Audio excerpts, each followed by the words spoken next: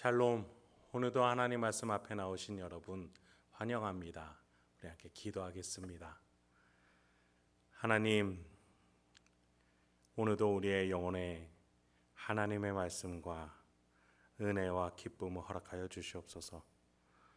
그래서 세상이 줄 수 없는 하나님만이 주실 수 있는 확신과 믿음으로 오늘도 살아갈 수 있도록 주여 인도하여 주시옵소서.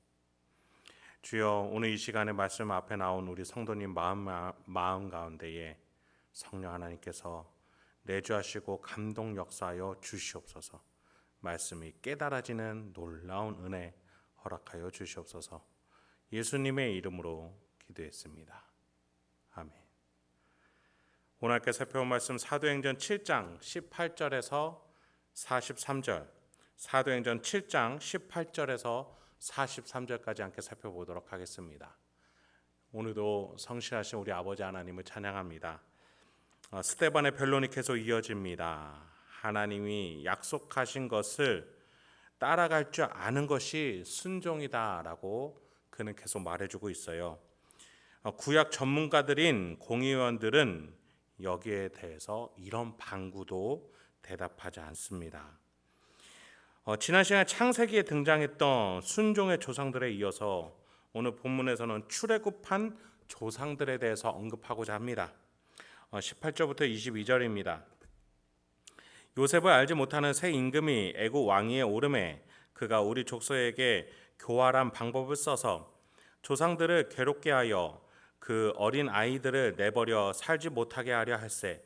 그때에 모세가 낳는데 하나님 보시기에 아름다운지라 그의 아버지의 집에서 석 달 동안 길리더니 버려진 후에 바로의 딸이 그를 데려다가 자기 아들로 기름에 모세가 애굽 사람의 모든 지혜를 배워 그의 말과 하는 일들이 능하더라. 하나님이 아브라함에게 하셨던 약속 무엇이었습니까? 이스라엘이 가나안 땅에서 나라가 될 것이다. 아브라함은 순종해서 자신의 거처를 떠나서 그것이 이루어지게 기다렸죠. 야곱과 요셉도 그렇게 하나님을 따라서 애굽으로 떠났습니다. 그리고 거기에서 마침내 아브라함과 야곱과 또 요셉이 기다렸던 이스라엘의 번성, 그 애굽 땅에서 이루어졌습니다. 이제 이스라엘이 나라가 될 때가 되었습니다. 그래야 할 때 불순종케 하는 고난이 찾아옵니다. 애굽 왕이 이스라엘을 종살이 시키다 못해 이스라엘이 번성하는 것이 두려워서 이스라엘 아기들을 죽이라 라고까지 했던 것이죠. 여기서 하나님은 모세를 사용하고자 하시어 그를 키우기 시작하십니다. 이스라엘을 구출하기 위함이었죠. 이스라엘과 모세 고난 가운데에 어떻게 반응합니까? 23절에서 28절입니다. 나이가 40세 되매 그 형제 이스라엘 자손을 돌볼 생각이 나더니 한 사람이 원통한 일 당함을 보고 보호하여 압제 받는 자를 위하여 원수를 갚아 애굽 사람을 쳐 죽이니라. 그는 그의 형제들이 하나님께서 그의 손을 통하여 구원해 주시는 것을 깨달으리라 생각하였으나 그들이 깨닫지 못하였더라. 이튿날 이스라엘 사람끼리 싸울 때에 모세가 와서 화해시키려 하여 이르되 너희는 형제인데 어찌 서로 해치느냐 하니 그 동물을 해치는 사람이 모세를 밀어뜨려 이르되 누가 너를 관리와 재판장으로 우리 위에 세웠느냐? 네가 어제는 애굽 사람을 죽인 것 같이 또 나를 죽이려느냐 하니 하나님이 택하여 순종하던 모세였습니다. 왕족임에도 불구하고 이스라엘 자손을 돌볼 생각을 하게 됐던 것이죠. 그러나 불순종하던 이스라엘 사람들은 깨닫지 못하고 모세를 내쫓기까지 합니다. 여기서도 스데반은 공의원들에게 동일한 구조로 지금 이 예화를 들고 있는 겁니다. 무엇입니까? 하나님의 섭리와 계획을 따라 순종할 것인가? 아니면 모세를 대항했던 조상들처럼 시기와 미움으로 그 하나님이 출애굽하려고 주셨던 기회를 차버릴 것인가 말이죠. 29절에서 36절 모세 개인에게도 또 불순종할 수 있는 고난이 찾아옵니다. 모세가 이 말 때문에 도주하여 미디안 땅에서 나그네 되어 거기서 아들 둘을 낳으니라. 40년이 참에 천사가 시내산 광야 가시나무 떨기의 불꽃 가운데서 그에게 보이거늘 모세가 그 광경을 보고 놀랍게 여겨 알아보려고 가까이 가니 주의 소리가 있어 나는 네 조상의 하나님 즉 아브라함과 이삭과 야곱의 하나님이라 하신대. 모세가 무서워 감히 바라보지 못하더라. 주께서 이르시되 내 발에 신을 벗으라. 네가 서 있는 곳은 거룩한 땅이니라.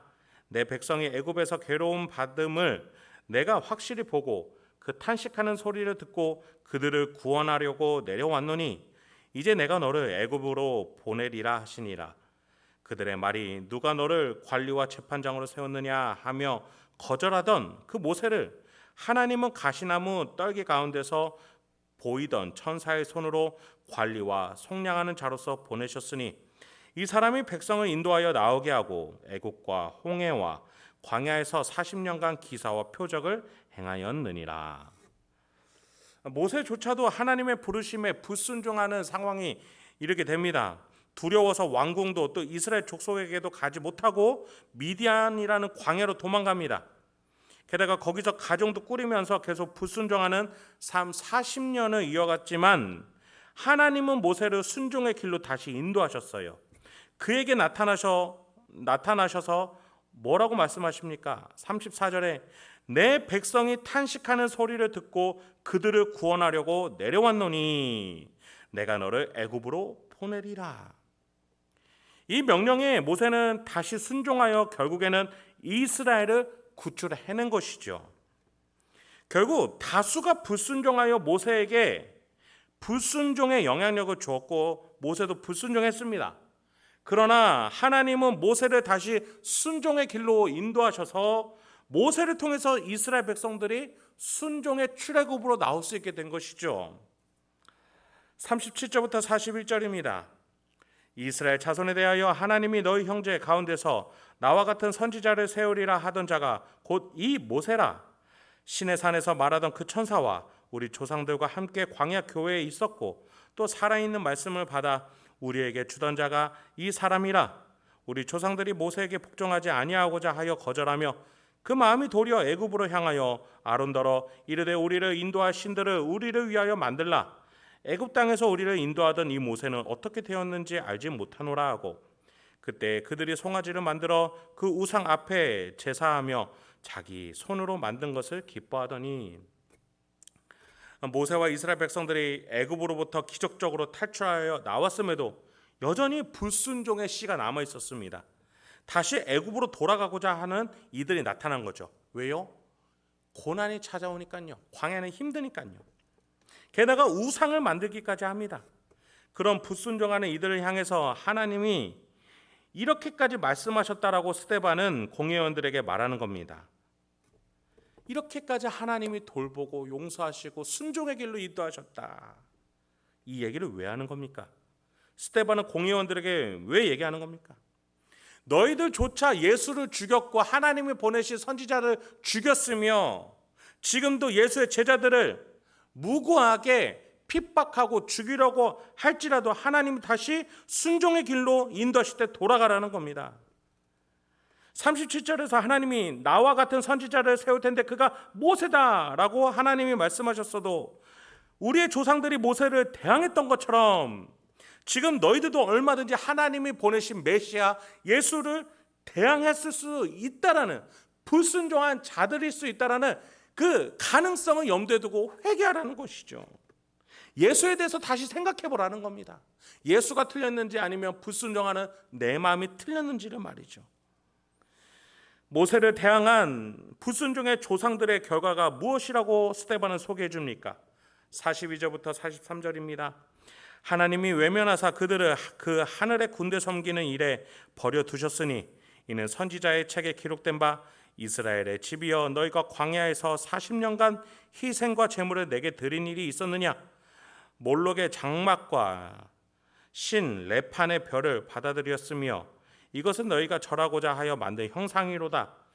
내가 너희를 바벨론 밖으로 옮기리라 함과 같으니라. 스데반은 이 출애굽해서 가나안 땅에 입성하는 헷스 이스라엘부터 그 가나안 땅에서 왕정 시대 한 시대를 살면서 나중에 결말적으로 바벨론 포로로 끌려갈 때까지를 함축적으로 42절부터 43절까지 말하고 있는 거예요. 그 왕정 시대 때 이스라엘은 우상 숭배로 불순종했다는 겁니다. 결국 하나님은 그 불순종의 조상들을 외면했다. 42절 상반절에 말하고 있습니다. 하늘의 군대, 즉 해, 달, 별을 우상 숭배하는 것에 내버려 두셨다라는 거예요.